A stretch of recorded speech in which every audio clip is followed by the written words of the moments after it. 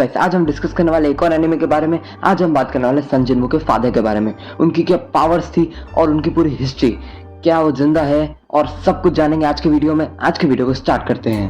पहला टॉपिक निकल के आता है कि सन जिनवू के फादर थे कौन। सन जिनवू के फादर का नाम था संग इल वान। वैसे तो हमारे पास बहुत ही कम इंफॉर्मेशन है उनकी पर्सनालिटी और कैरेक्टरिस्टिक्स को लेके, पर डंजन ब्रेकआउट्स और हंटर अवेकनिंग इंसिडेंट जो हुए थे उनसे पहले वो एक फायर फाइटर थे जो कि हमेशा लोगों की जान बचाने के लिए रेडी रहते थे, जैसा कि जिनवू की मदर ने बताया था। और फिर बाद में होती है अवेकनिंग, जिसमें संग इल वान को मिल जाती है एक एस क्लास हंटर जितनी पावर। और एक दिन एक डंजन रेड को क्लियर करते समय वो अचानक से गायब हो जाते हैं। और उस वक्त सन जिनवू बहुत ही छोटा था और बहुत ही इन्वेस्टिगेशन और बहुत ज्यादा ढूंढने के बाद सन जिनवू के फादर को डेड घोषित कर दिया गया। और फिर सन जिनवू को अपने फादर से नफरत होने लग गई थी क्योंकि अचानक से गायब हो गए थे। अब अगला टॉपिक निकल के आता है, क्या सन जिनवू के फादर जिंदा है? सबको लगा था कि वो मर गए, पर नहीं। सन जिनवू के फादर संग इल वान उस डंजन रेड के अंदर कैद थे पर मरे नहीं थे, पर बिना खाने और पानी के उन्हें बहुत दिनों तक रहना पड़ा। और फिर बाद में संग इल वान को ढूंढ लिया गया कुछ रूलर्स के द्वारा, और फिर उन रूलर्स ने संग इल वान की लाइफ के बदले में उनको एक डील ऑफर की, जिसमें उन्हें टास्क दिया गया। उनको शैडो मोनाच को मारना था जो कि एक ह्यूमन वर्ल्ड में है, प्लेनेट अर्थ पे। और जैसा कि हम लोग जानते हैं वो शैडो मोनाच और कोई नहीं, संग जिनवू था, उनका खुद का बेटा। और संग इल वान को पता नहीं था, उन्होंने डील एक्सेप्ट की और फिर रूलर्स ने उन्हें बचा लिया। और फिर थोड़े टाइम बाद जब सन जिनवू को शैडो मोनाच के वेसल के लिए चुन लिया गया था, तब रूलर्स ने संग इल वान को भेजा और वहां पे वो पाए गए थे अमेरिकन डंजन में, जिधर उन्होंने पूरी ए रैंक स्क्वाड को खत्म कर दिया। चलो अब अगले टॉपिक की बात करते हैं कि सन जिनवू के फादर कितने स्ट्रांग है, क्योंकि अभी मैंने आपको बताया पूरी ए रैंक स्क्वाड को उन्होंने अकेले खत्म कर दिया। उनके गायब होने से पहले सन जिनवू के फादर एक अवेकन हंटर थे। उनकी पावर एक एस रैंक हंटर जितनी थी, पर उन्हें कोई पहचान नहीं मिली क्योंकि उस समय कुछ ताकत को मेजर करने के लिए कुछ ज्यादा चीजें नहीं थी। जैसे अभी फिलहाल मानामीटर नाम का कुछ है डिवाइस, उससे मापा जा सकता है एक हंटर की पावर।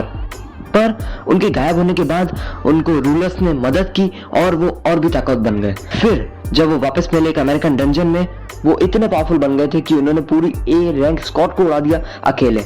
और वो इतने पावरफुल थे कि उन्होंने इजीली डोंगसू को भी हरा दिया, जो कि एक एस रैंक हंटर था। संग इल वान बहुत ही ज्यादा ताकत थे कि वो एस रैंक हंटर और नेशनल रैंक हंटर से भी ज्यादा पावरफुल। और उदाहरण के लिए सन जिनवू के अलावा थॉमस सबसे ताकतवर ह्यूमन हंटर था अर्थ पे, और थॉमस भी हार गया था बीस्ट मोनाच से। पर संग इल वान ने 2 मोनाच को हराया और अपने बेटे को बचाया था। तो इससे इतना तो पता चलता है कि वो इतने तो ताकतवर थे कि एक मिड लेवल मोनाच को हरा सके। तो गाइस अभी हम बढ़ते हैं अगले टॉपिक के ऊपर कि क्या सन जिनवू अपने फादर से मिल पाता है कि नहीं।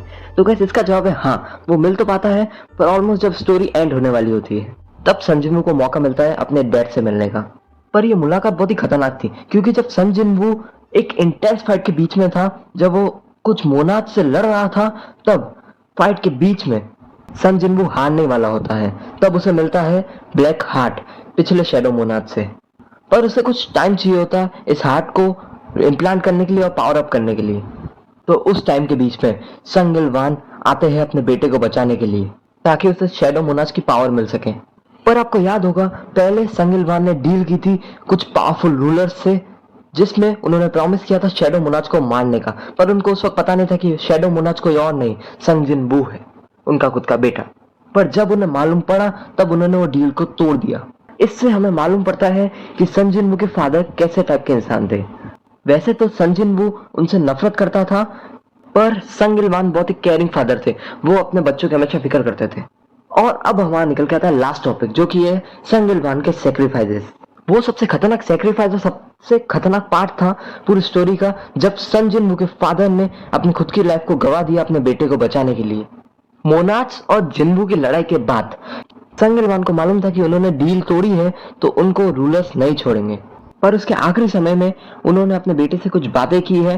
तो गाइस आज का वीडियो भी इसी के साथ खत्म हो जाता है। और मेरा मानना यह है कि सन जिनवू के फादर को थोड़ा और स्क्रीन टाइम मिलना चाहिए था, वो बहुत ही कम दिखाया गया है सीरीज के अंदर। तो मैं आपको मिलता हूँ ऐसे अगले वीडियो में, तब तक के लिए बाय।